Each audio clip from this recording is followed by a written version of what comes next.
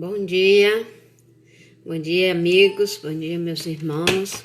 Hoje nós vamos falar sobre o Salmo 90 e sobre o Salmo 91. Aqui o Salmo 90 é um salmo que foi escrito por Moisés.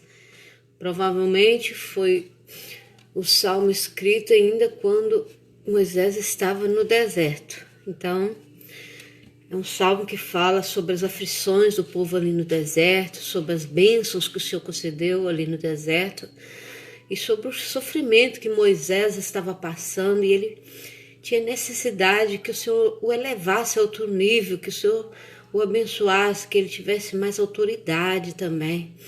E a partir depois nós vamos ler o Salmo 91. É um salmo de Davi que fala sobre o refúgio, né? Ter o Senhor como esconderijo, como proteção. E muitas vezes nós estamos no deserto, como Moisés esteve. Quando nós vamos ler esse salmo, você vai compreender. Muitas vezes nós mesmos sendo servos, estamos no deserto, passando por lutas e provações, e começamos a pedir ao Senhor que eleva-nos. Não é levar-nos, ele é elevar-nos, ou seja, engrandecer-nos, não para nós sermos maiores do que ninguém, mas que nós possamos estar ao nível da eternidade, deslocar um pouquinho deste mundo, sair um pouquinho das coisas desse mundo.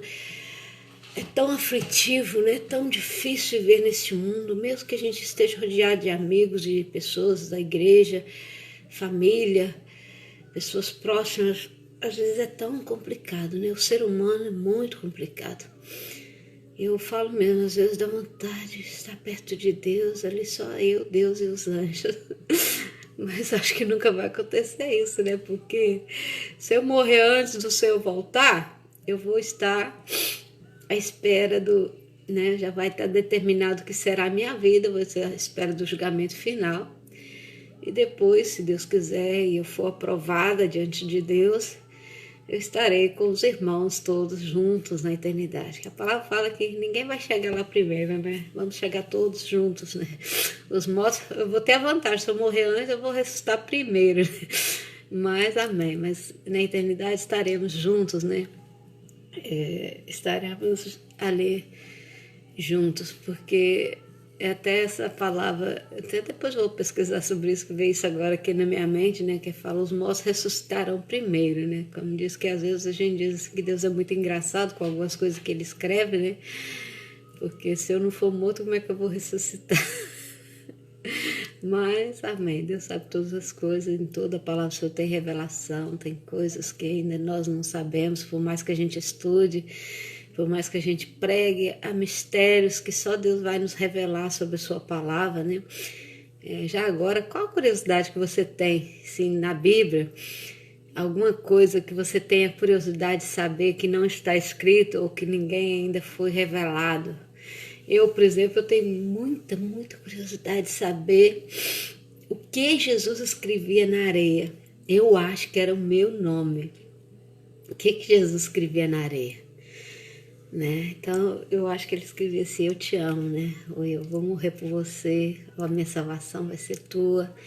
Qual é a sua curiosidade? Eu sou curiosa, eu sou muito curiosa, eu tinha muita vontade de saber o que Jesus escrevia na areia, né?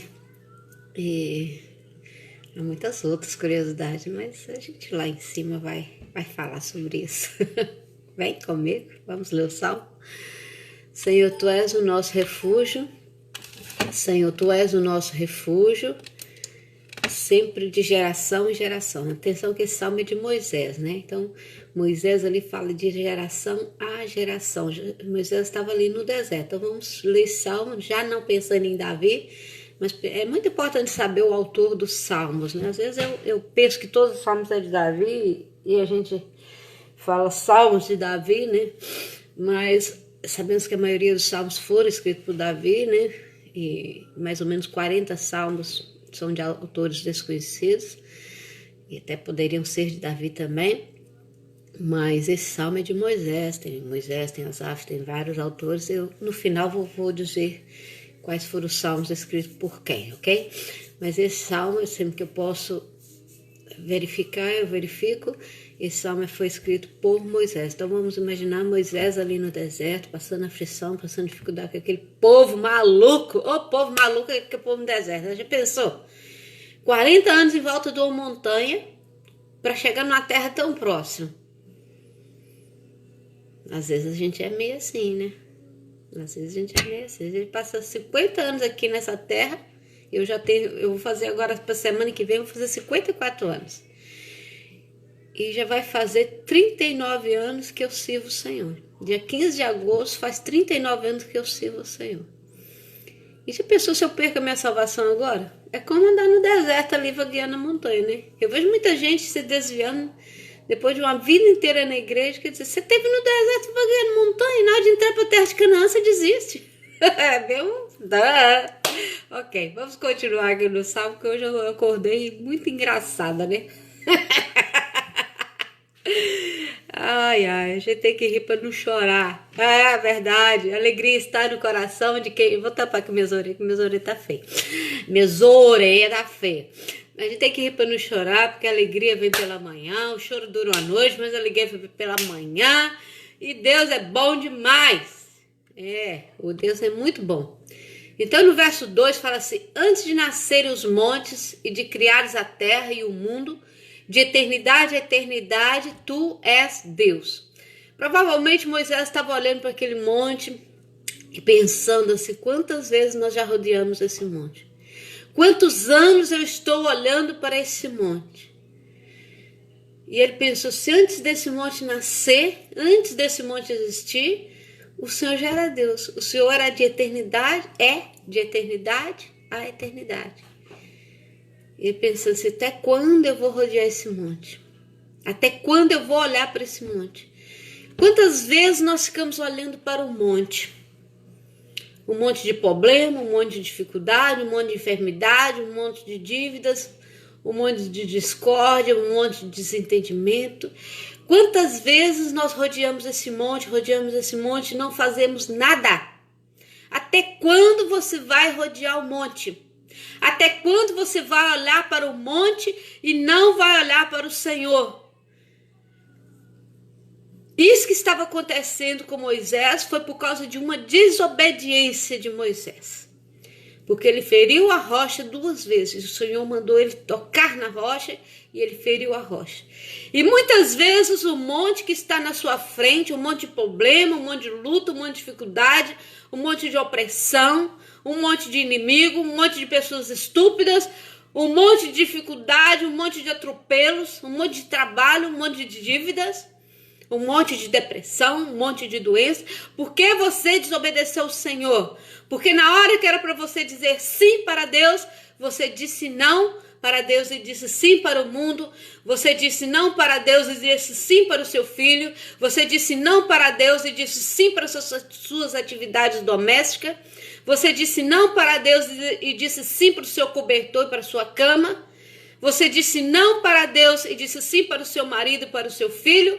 Você disse não para Deus e disse sim para um monte de enfermidades, para um monte de problemas.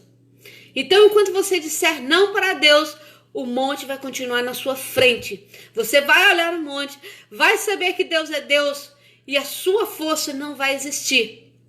É preciso desvastar o monte.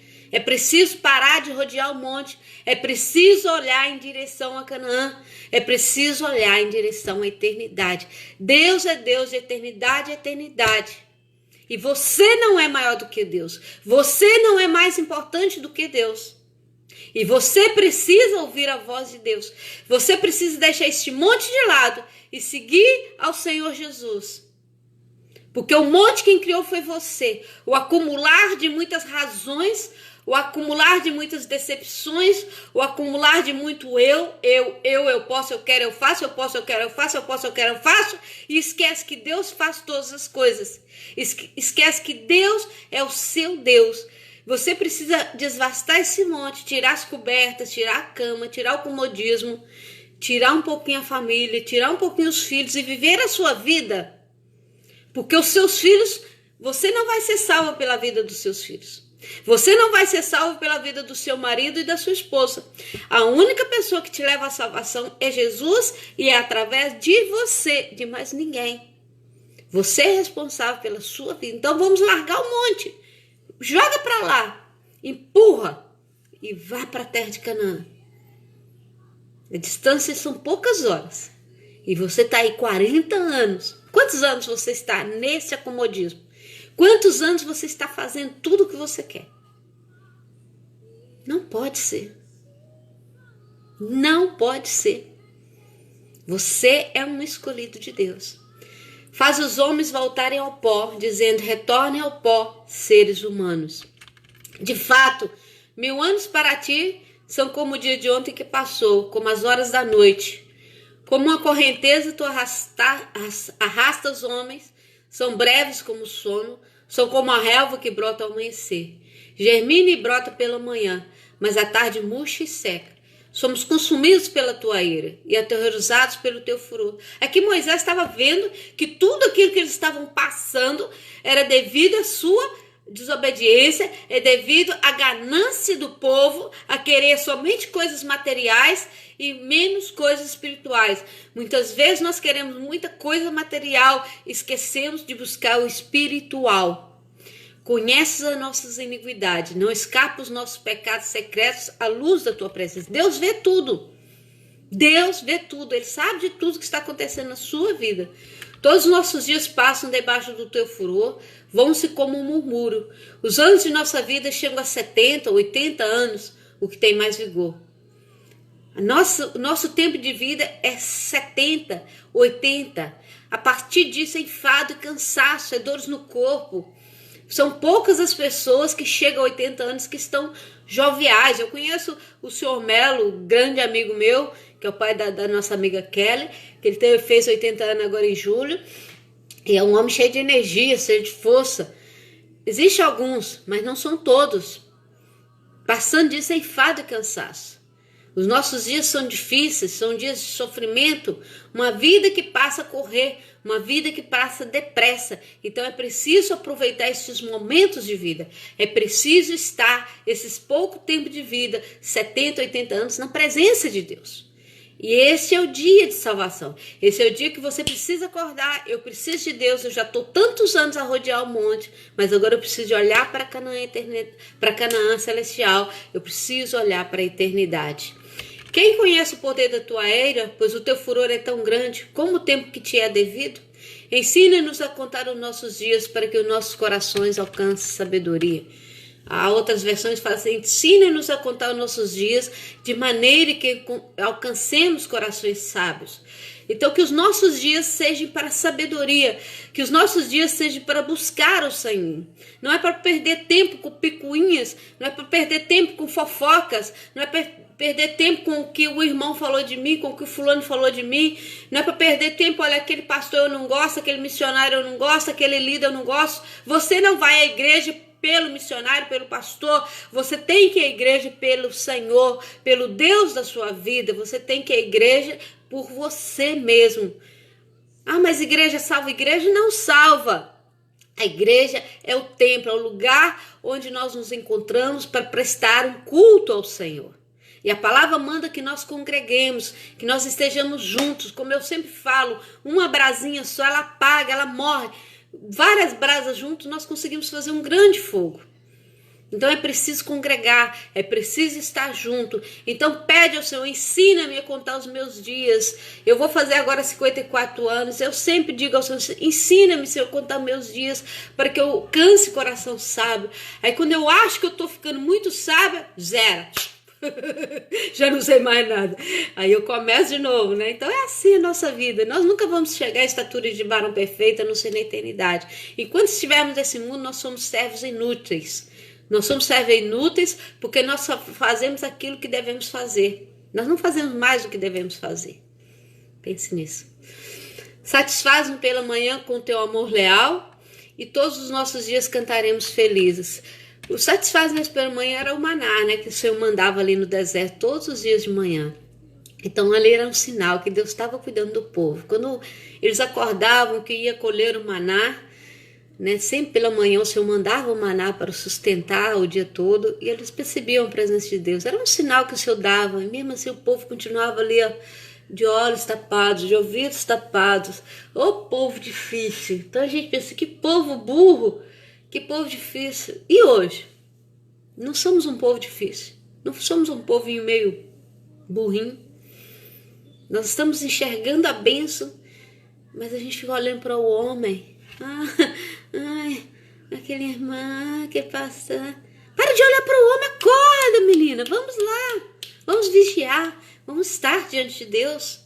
Dá-nos alegria pelo tempo que nos afligeste, pelos anos em que tanto sofremos. Ele pedia alegria, ao mesmo tempo de sofrimento, ele queria ter alegria. Mas muitas vezes nosso sofrimento não é castigo de Deus. São as nossas próprias mãos que cavam os nossos sofrimentos. E aqui Moisés pedia misericórdia, Senhor. Esse tempo que estamos aqui no deserto sofrendo, faz com que ao mesmo tempo a gente passe alegre, sem tristeza, sem murmuração, sem dificuldade, sem idolatria, sem pecado. Não é? Vamos fazer uma troca. Você consegue passar o dia inteiro abençoado. E você consegue passar o dia inteiro sem pecar. É um desafio, não é? Pois.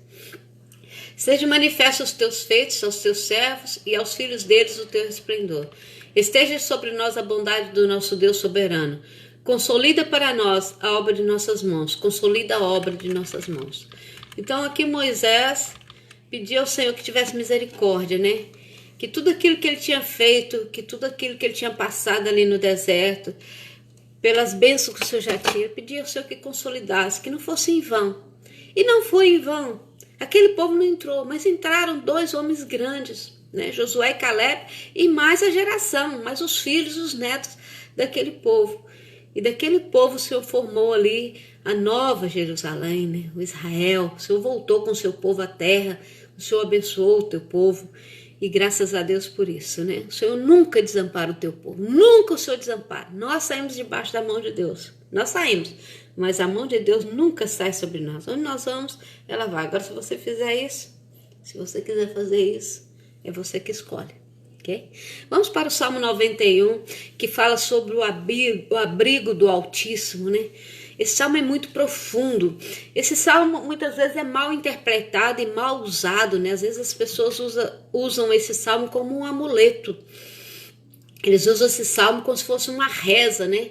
Eu lembro antigamente, e hoje ainda em algumas casas católicas, desculpa, eu não estou falando de religião, mas os católicos têm muito essa mania, e também alguns crentes, né?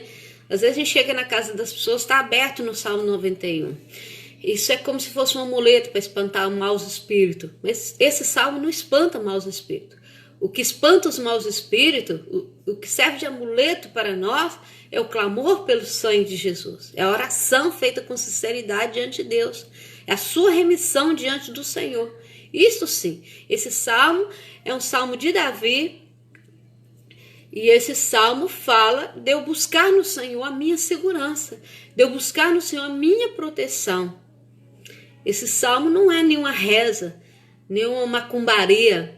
Até a gente da macumba, do espiritismo, usa às vezes esse salmo. Mas não está correto.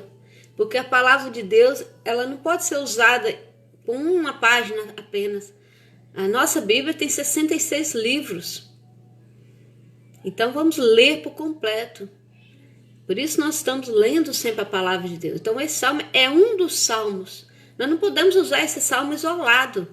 Não fazer desse salmo uma reza, todo culto, todo domingo, ler o salmo. Não. Nós precisamos revigorar o nosso espírito, revigorar a palavra de Deus. Esse salmo é bom, é profético, é um salmo de exaltação, é um salmo de refúgio, mas ele não pode servir de amuleto. Você não precisa ter sua Bíblia aberta ali, você precisa ler a Bíblia.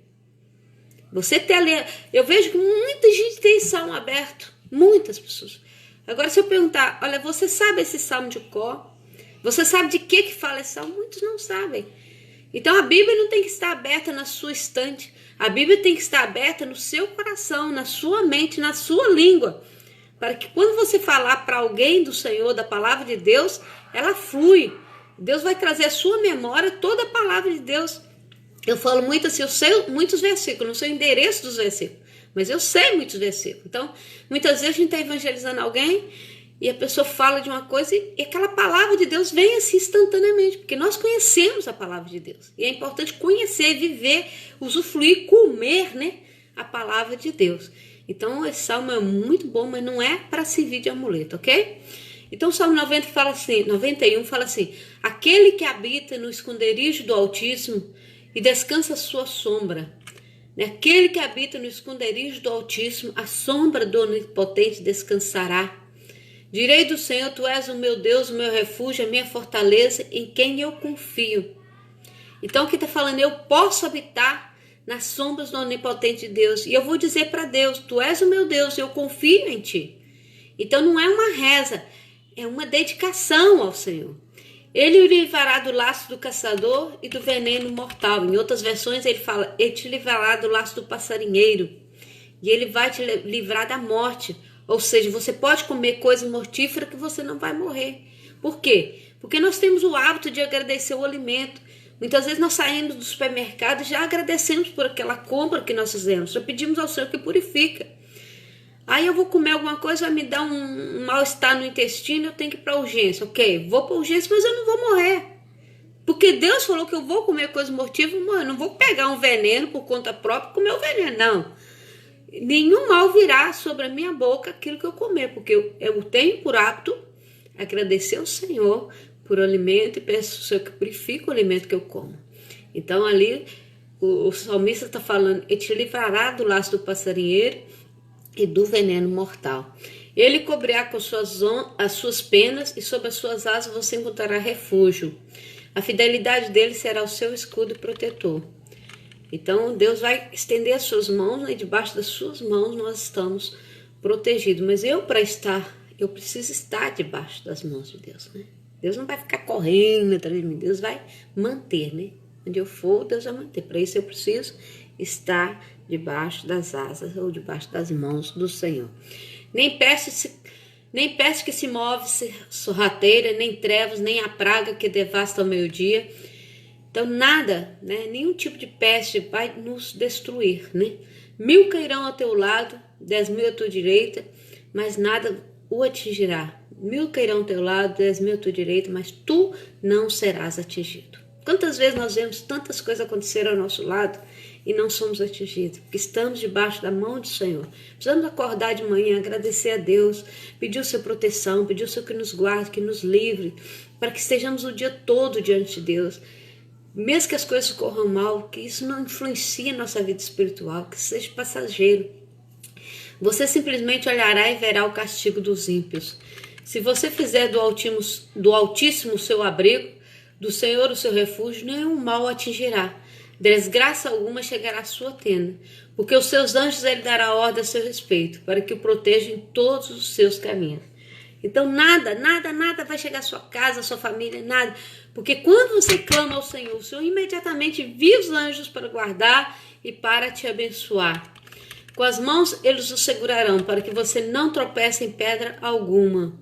Você pisará o leão e a cobra, pisoteará o leão forte e a serpente, porque ele te ama. Eu o resgatarei e o protegerei, pois conhece o meu nome. O Senhor me ama, o Senhor vai me resgatar, o Senhor vai me salvar, o Senhor vai me proteger, porque Ele sabe o meu nome foi escrito no livro da vida, eu terei um novo nome quando chegar na eternidade, o Senhor me conhece e eu conheço o Senhor. Agora, o Senhor pode conhecer pela boa fama ou pela má fama. Qual é a posição que você ocupa? Porque Ele me ama, eu os resgatarei e eu o protegerei, pois conhece o meu nome. Ele clamará a mim e eu lhe darei resposta, e na adversidade estarei com ele. Vou livrá-lo e cobri-lo de honra. Vida longa eu lhe darei e lhe mostrarei a minha salvação. Então, vida longa eu lhe darei e lhe mostrarei a minha salvação. Né? A vida longa é na eternidade, porque ali no início o salmista fala que nossos dias são 70, 80 anos, resta cansaço e enfado.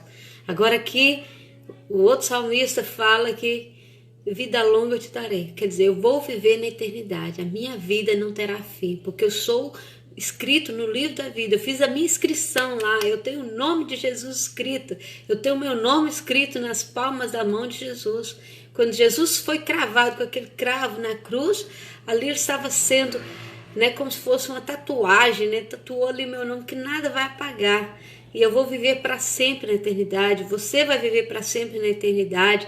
Essa opção de escolha que nós temos entre servir e não servir, entre estar e não estar, entre agradecer e não agradecer. Você precisa ser contado para a eternidade, para Deus ser o seu abrigo. 1000 cairão ao teu lado, 10.000 à tua direita, e tu não serás atingido. Para de olhar para um monte de problemas, para de olhar para um monte de dificuldades. Olhe para o Senhor.